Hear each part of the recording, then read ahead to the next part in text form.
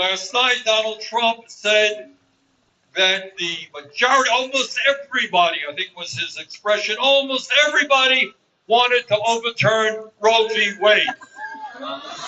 Oh. Well, actually, the vast majority of the people wanted to keep Roe v. Wade. Because the vast majority of the people in Wisconsin and in Vermont understand that when we talk about freedom, what freedom is about is the right of a woman to control her own body and make these most personal decisions herself, not the government.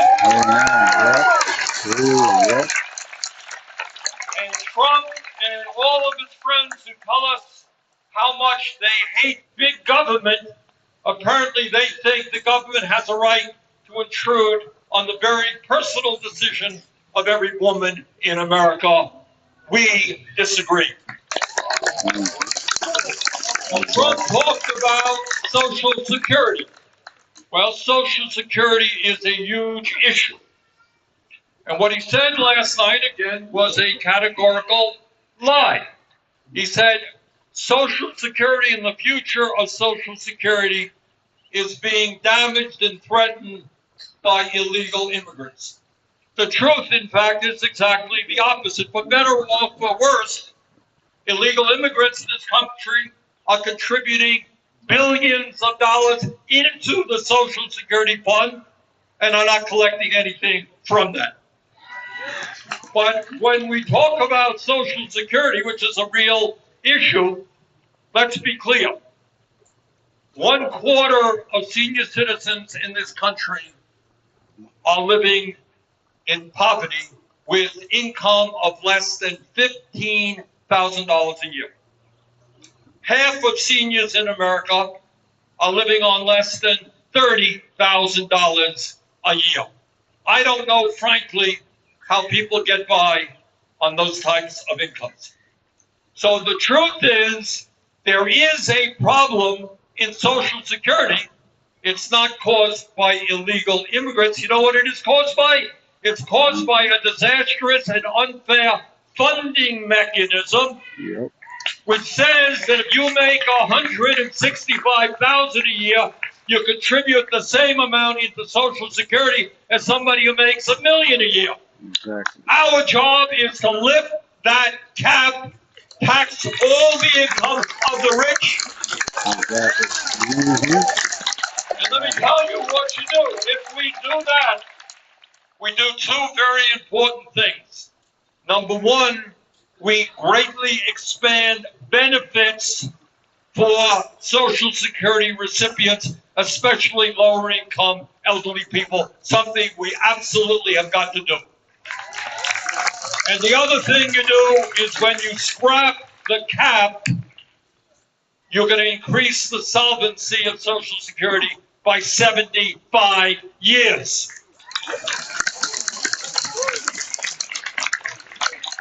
And it's the right thing to do, because at a time of massive income and wealth inequality, time is long overdue for the billionaire class to start paying their fair share of taxes.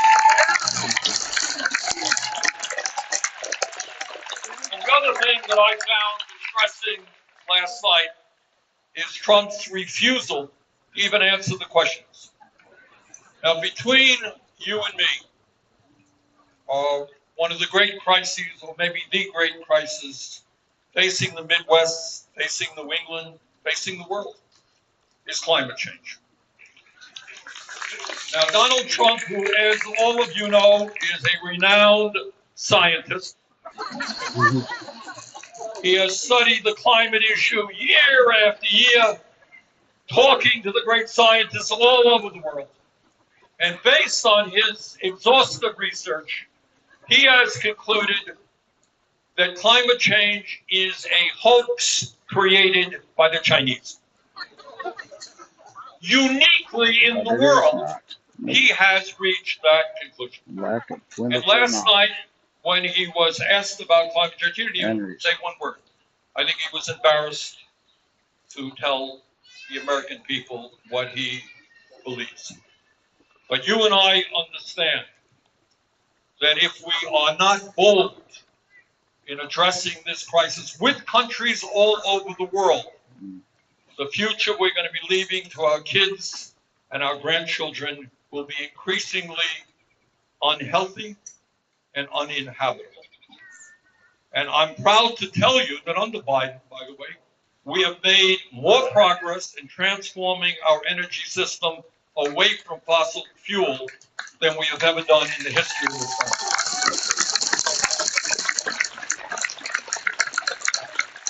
But I have to also be very honest with you and tell you that I think the president was not terribly articulate, to say the least, and he was not focused.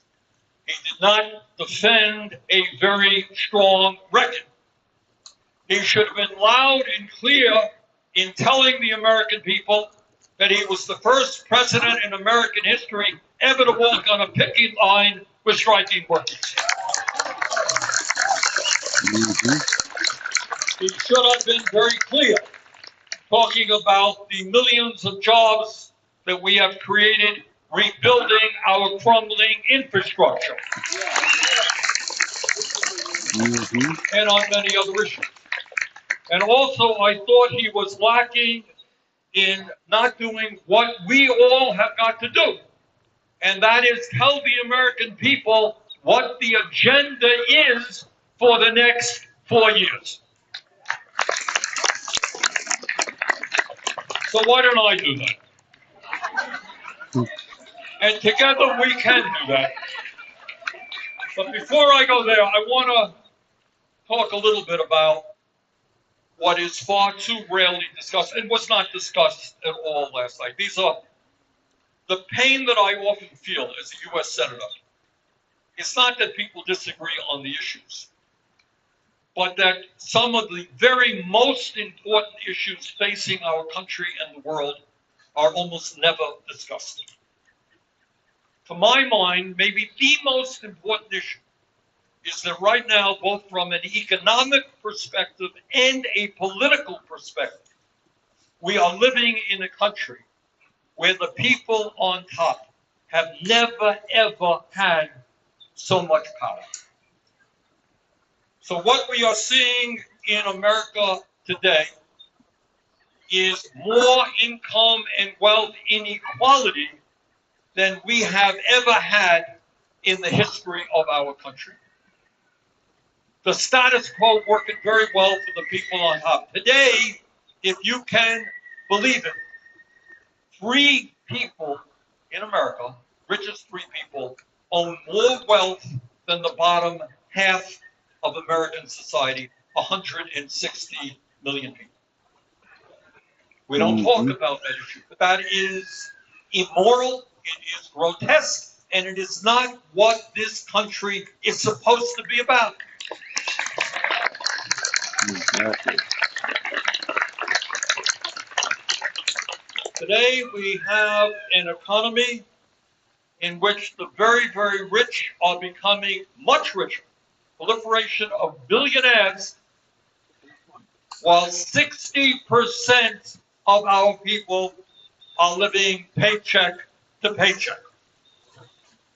Today in America, we have more concentration of ownership than we have ever had in the history of this country. What does that mean? It means that in sector after sector, whether it's the airline industry, whether it's agriculture, whether it's financial services, whether it's media, whatever it may be, you have a handful of giant corporations determining what is being produced and the price that is being charged. And the result of that is that to a very significant degree, the inflation that we are experiencing has everything to do with corporate greed. So if you go into a grocery store, or you go to a gas station, check out the profits that the major food industry companies are making. Check out the profits that ExxonMobil and the other oil companies are making. They are making record-breaking profits, and they're charging the American people outrageous prices. When we talk about corporate greed in this country, we are talking about CEOs of major corporations earning 350 times more than what their workers are making. There has always been a gap between the rich and the poor. We've always had rich, and we've always had poor. Yeah. But what is going on today is a level of greed and selfishness that truly is unprecedented in our history. The billionaire class, which is doing phenomenally well, they want even more. Apparently, you can't get by on $5 or $10 billion a year. Just hard to get by. And they're willing to step on workers in order to get even more. They're willing to shut down plants here in Wisconsin, all over the country. Take those jobs to Mexico or China to increase their already record-breaking profits. So the ultimate issue, it seems to me, is do we have the courage to bring our people together, black and white and Latino, gay and straight, urban and rural, to tell the ruling class of this country that they cannot have it all, that we're going to create a government that works for everyone, not just the few.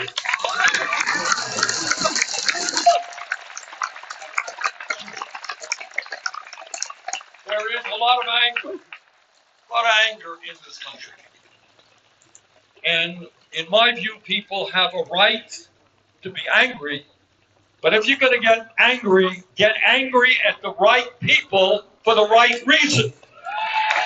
Don't get angry at the wrong people for the wrong reason. So if you're an average worker today, what you should know is that real inflation accounted for wages today, despite massive increases in worker productivity. Those real wages are lower today than they were 50 years ago. You understand what I'm saying? So you think about the radical transformation of our economy. Think about the reality that every worker here is producing far more than workers did 50 years ago because of technology. And yet that worker is making less real inflation accounted for dollars than they used to. That is why people are angry. They're working incredibly long hours. They're living under enormous stress. They're worried that their kids may even do worse than they do. And our job is to tell the billionaire class who have never done better that we are prepared to take them on and create an economy of decent wages. That we're sick and tired of seeing factories leave the United States for China or Mexico. And that we are in Washington finally going to raise that minimum wage to a living wage. No more starvation wages in America. And in America today, what is not being told to you, you're not going to see it on TV. But there was a study done a while back by the RAND Corporation, a kind of conservative organization. And what they understood is over the last 50 years, there has been a $50 trillion redistribution of wealth from the bottom 90% to the top 1%. That is not the economy we want to see. Now, I get criticized all the time. They say Bernie wants to redistribute wealth. Well, they're damn right. I do. I want it to go from the top to the bottom, not the bottom to the top. And when we talk about the economy, there are other things we've got to talk about. And that's what the power of big money is about. Let me give you an example. Right now, we have a healthcare system, which in my view, and I speak to you as the chairman of the Health Education Labor Committee. By the way, Tammy Baldwin is on that committee. She's doing a great job. We need Tammy back. But here is the healthcare situation in America. We are spending